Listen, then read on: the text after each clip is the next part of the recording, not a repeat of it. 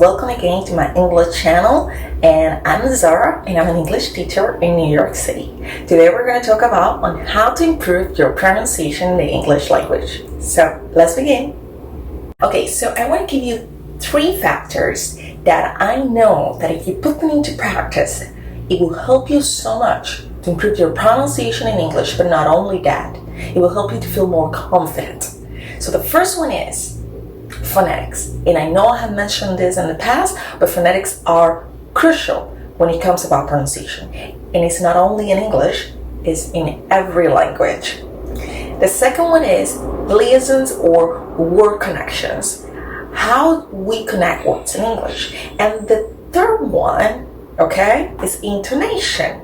So that is also very important and just pivotal when it comes about learning a language, especially in English, because intonation is a key to express our emotions and our feelings. Alright, so let's begin with the first one, which is phonetics.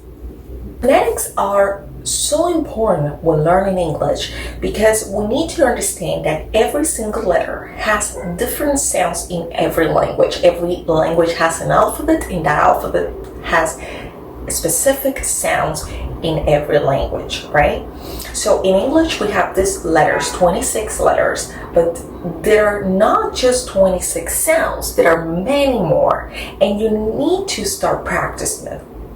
Now, this sounds very easy, I know. Oh, so yeah, how am I going to memorize all the sounds? Well, first of all, you need to practice. That's number 1. You need to go out there and you need to start, learning how to pronounce these sounds. I know it's not easy, but you need to put some time every day and start putting the effort.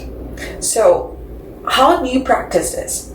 Well, first you need to recognize them, okay? Because if you don't recognize these sounds, what's going to happen is that when you speak, you're going to keep making the same mistake because for you, these sounds sound alike. And you're going to keep pronouncing it in the wrong way, okay? So, for example, for Spanish speakers, not sometimes, I know because I speak Spanish and that's my native language, and I know, believe me. So, for Spanish speakers, the word, they don't recognize the difference between the SH and the CH. So they don't recognize the difference between the EE and the EA. So for example, or also the I, right? Because the I has similar sound. For example, if I say fill or feel, chip or cheap. So these are words that has sounds that do not exist in Spanish or maybe other languages as well. So you need to recognize first, your brain needs to recognize these sounds so you can start using them when you speak, because you won't use them if you don't understand the difference. That's number 1. You need to look at yourself, right, in the mirror. Try to use the mirror. This helps a lot. And also when we hear, we try to recognize the sound by listening and listening and listening and listening and listening and listening, but it doesn't get there, right? So what you can do is use a mirror and look at your image and look at your mouth and what you're doing. So one example will be the letter R. The letter R in English is completely different than the letter R in Arabic, the letter R in Spanish. They're very alike. That R in Spanish has a very strange sound because you touch your upper palate, right? R. When you pronounce the R in Spanish, your tongue is touching your upper palate. When you pronounce the R in English, you're not touching the upper palate. So you're just bending the back of your tongue to pronounce that R. R. R. No, R, right? Or R. That's not how it sounds in English. So that's another way that you can use to start practicing the sounds of, the phonetics and the sounds of the letters. Use a mirror, see what you're doing with your mouth, check how you're supposed to, have everything that is your jaws, your lips, your tongue.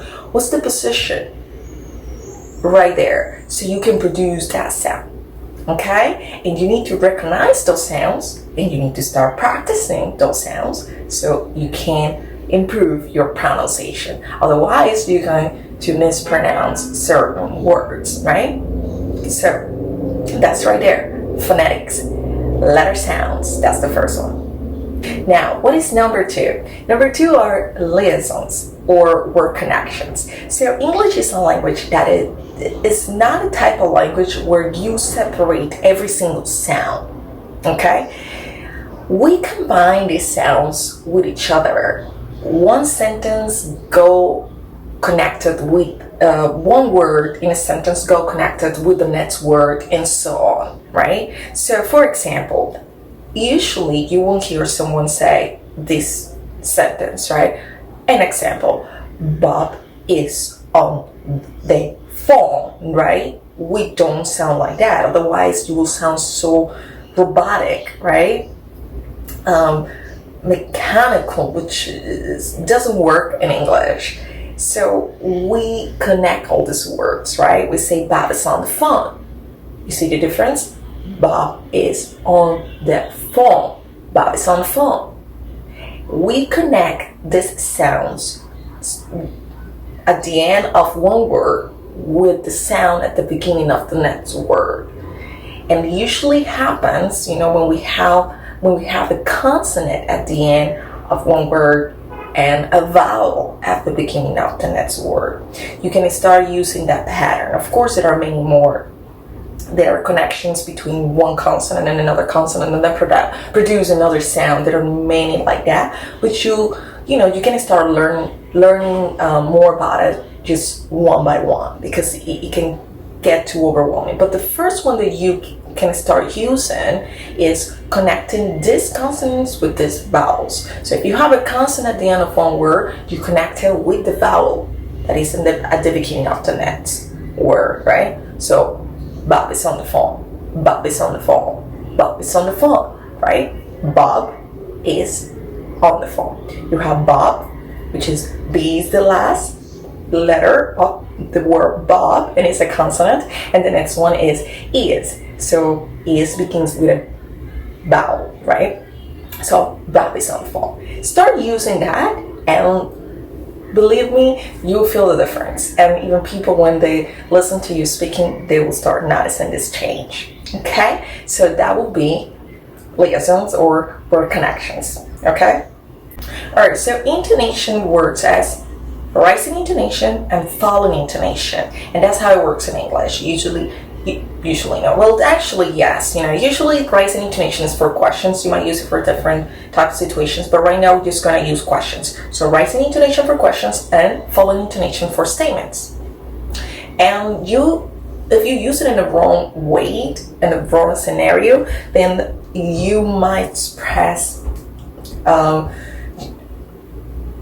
you might give the different message, right? So for example, if I say, I'm an English teacher, and I teach in New York City, and I love iced coffee, and I have been teaching for 10 years.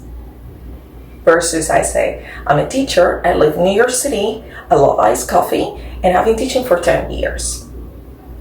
So now you are expressing that confidence, and you are giving information, right? Versus, giving that message to the listener, like, what is she trying to say? She's trying to ask me a question. I mean, is she's sure of what she's saying? You see, now because I'm using questions. So I'm using rising intonation. So that when you use that rising intonation, the pitch of your voice, right, goes up. When you use a falling intonation, the pitch of your voice goes down. And you cannot, you cannot use the falling intonation when you are trying to ask a question, and you cannot use the rising intonation when you are giving a statement, because it will just give the wrong idea, right? And maybe listeners might get a little bit lost. So not only for these two scenarios, there is intonation also when you're, when you're being sarcastic, when you feel angry. There are, again, intonation is used to express your emotions and your feelings, right, in English.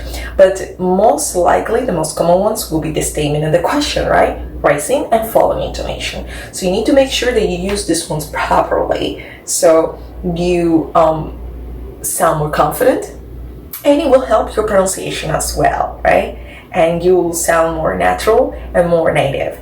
So I hope you start using my 3 tips, okay? So you can start seeing the difference of your speech when you speak in English. So remember, you need to put into practice phonetics, letter sounds, liaisons, word connections, and intonation, okay? What we call the speech music. So pay attention to these things. Pay careful attention. Start to recognizing the sounds first before put them into practice when you pronounce them. And pay attention to your intonation. Use a mirror. Try to look at yourself when you are speaking, and pay attention to what are you doing with your, with your face, right? With your lips, with your jaw, with your tongue. All of these things are very important when it comes about pronouncing words in any language. Now, in this case, we're talking about English, right? But these are 3 factors that I strongly suggest to follow and see how it goes. And if you practice them, and if you put them into practice and use them, please give me feedback. Let me know how it goes. Post your comments below. Subscribe to my channel to see more stuff in English, more information, and more suggestions. And please hit like. Thank you. Bye-bye.